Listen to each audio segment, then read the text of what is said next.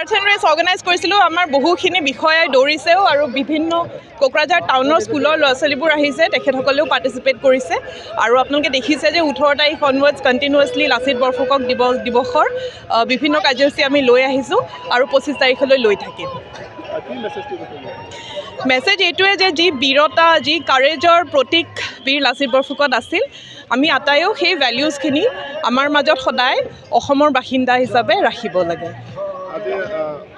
যি football match আছে সন্ধিয়া, আৰু অহাকালি আকৌ আমাৰ বহুখিনি কাৰ্যসূচী আছে। ইয়াতে ছেমিনাৰ হ'ব BTCত, তাৰপিছত DC অফিচত এটা লাচিত বৰফুকনৰ লাইফৰ ওপৰত এক্সিবিশ্যন হ'ব। তো মই সমগ্ৰ কোকৰাঝাৰবাসীক ক'ম যে আমাৰ অফিচলৈ আহিব, তেখেতৰ জীৱনীৰ বিষয়ে যিখিনি ইম্পৰ্টেণ্ট পইণ্টছ আছে চাব। আকৌ 23rd এটা প্লে হ'ব আৰু ট্ৰিভিয়া কুইজেছ হ'ব, বিভিন্ন ইভেণ্টছ হ'ব, এনেকৈ কণ্টিনিউৱাছলি হৈ থাকিব। আমাৰ 200 মান পাৰ্টিচিপেণ্টছ হ'ব, আপোনালোকে দেখিছে, আৰু আমিও আটাইবিলাকে দৌৰিছোঁ।